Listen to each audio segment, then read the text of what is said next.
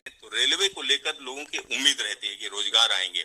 और जब पिछला जनरल इलेक्शन था उससे पहले एक तरीके से अभी 1,54,000 लोगों का रोजगार कंप्लीट हुआ है। 1,54,000 1,54,000 लोगों का, 1.5 लाख लोगों का रोजगार अभी कंप्लीट हुआ है। एम्प्लॉयमेंट ऑर्डर्स मिल गए, लोगों का रजिस्ट्रेशन हो गया, आगे जॉब में अब उनके ट्रेनिंग के लिए लोग जाने लगे। जैसे ही प्रोसेस कंप्लीट हुआ, नेक्स्ट प्रोसेस चालू हुआ। बहुत लंबे समय से सबकी डिमांड थी कि इसको एनुअल बनाया जाए। एनुअल इसलिए बनाया जाए, अगर 4-4, 5-5 साल के गैप में आता है तो कई लोगों की एज निकल जाती है उसमें से, राइट। इसीलिए अब एनुअल सिस्टम की तरफ मूव कर रहे हैं।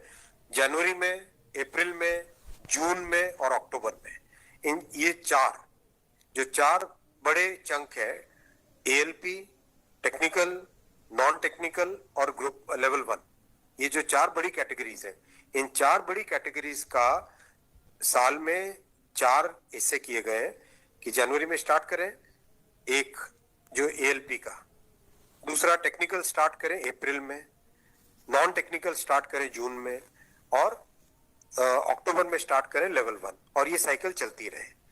इस प्रोसेस पे सारे के सारे कैंडिडेट्स की डिमांड लंबे टाइम से रही है कि 4-4 साल का जो फेज होता है, 5 साल का फेज होता है, कई लोग एज बार हो जाते हैं उसमें।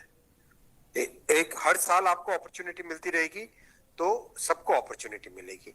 इस थिंकिंग के साथ आगे बढ़े, और इसी थिंकिंग और इसमें भी जितनी रिक्वायरमेंट थी उससे ज्यादा अभी नोटिफाई किया है। 1 साल के हिसाब से जो रिक्वायरमेंट है, 1 साल के हिसाब से, अगर जैसे लोको पायलट का मैटर है, कितने लोग रिटायर होते हैं उससे ज्यादा लिए हैं, राइट। टेक्नीशियन का है तो टेक्नीशियन का जो अप्रैल के आसपास, अप्रैल से पहले निकल आएगा, क्योंकि हम लोग वो मॉडल कोड ऑफ कंडक्ट को भी अवॉइड करना चाहते थे, वरना नॉर्मल प्रोसेस में अप्रैल में निकलता टेक्नीशियन का, पर मॉडल कोड ऑफ कोड को अवॉइड करने के लिए पहले निकाला है।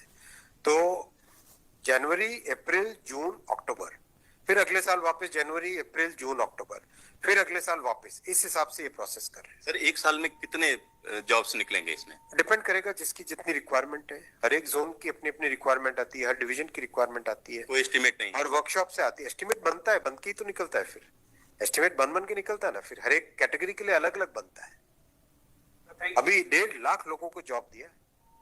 आप सोचिए उस एग्जाम की कॉम्प्लेक्सिटी, 500 से ज्यादा शहर, कितनी शिफ्टें, 1000 से ज्यादा शिफ्टें, 15 लैंग्वेजेस, 1-1 करोड़ लोग एप्लीकेशन। कहीं पे कोई कंप्लेंट आई? 0 कंप्लेंट। कहीं पे कोई paper leak? 0 paper leak. Complete हुआ ना एकदम ट्रांसपेरेंटली। पार्लियामेंट में हमारी ऑपोजिशन के लोग, कांग्रेस के एक एमपी बोले कि आश्चर्यचकित है कि इतना बड़ा एग्जाम कैसे बिना कोई पेपर लीक के हो गया।